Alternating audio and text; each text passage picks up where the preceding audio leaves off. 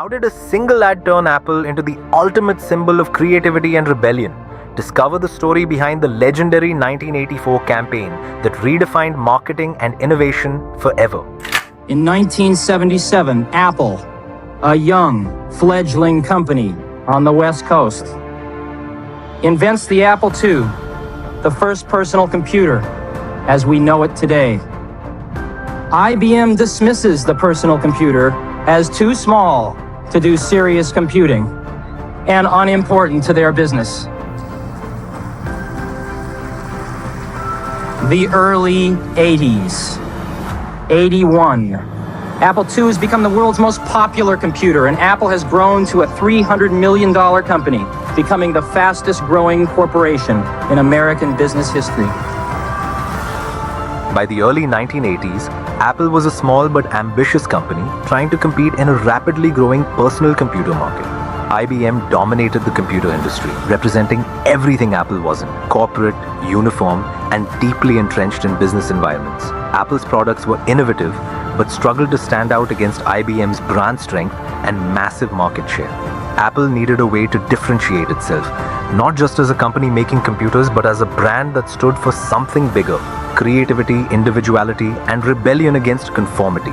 Without a bold move, Apple risked being overshadowed and forgotten in the shadow of giants like IBM. Apple's co-founder Steve Jobs recognized the need to redefine the company's narrative. The launch of the Apple Macintosh in 1984 presented the perfect opportunity to make a statement, and the 1984 ad became that statement. IBM wants it all and is aiming its guns on its last obstacle to industry control: Apple.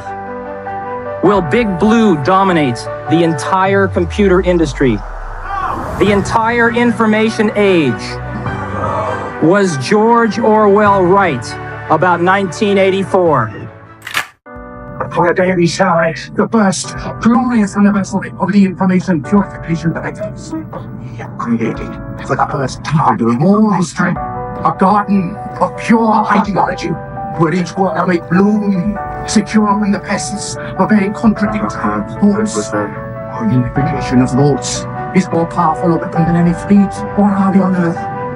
We are one people, with one will, one resolve, one cause. Our enemies shall walk themselves to death, and we will bury them with their own words. We shall prevail. On January 24th, Apple Computer will introduce Macintosh. And you'll see why 1984 won't do like 1984. Now you might wonder what's so special about this ad. Well, it didn't just sell a product, it redefined an entire era of marketing. Jobs collaborated with advertising agency Chiat Day to create a commercial that was as bold and innovative as the Macintosh itself. The ad, inspired by George Orwell's novel 1984, depicted a dystopian world ruled by Big Brother, symbolizing IBM, with a lone heroine representing Apple, smashing the oppressive system with a sledgehammer. Directed by Ridley Scott, the ad cost $1.5 million, a staggering amount for its time. The stakes were high. Failure would be disastrous for the Macintosh's launch and Apple's future. The ad aired only once, during the Super Bowl XVIII in January 1984, but it became a sensation, instantly positioning Apple as the rebel of the tech industry.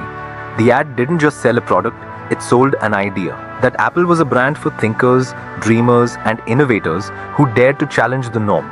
The ad broke away from traditional tech commercials, which focused on technical specifications. Instead, it evoked powerful emotions of liberation and individuality.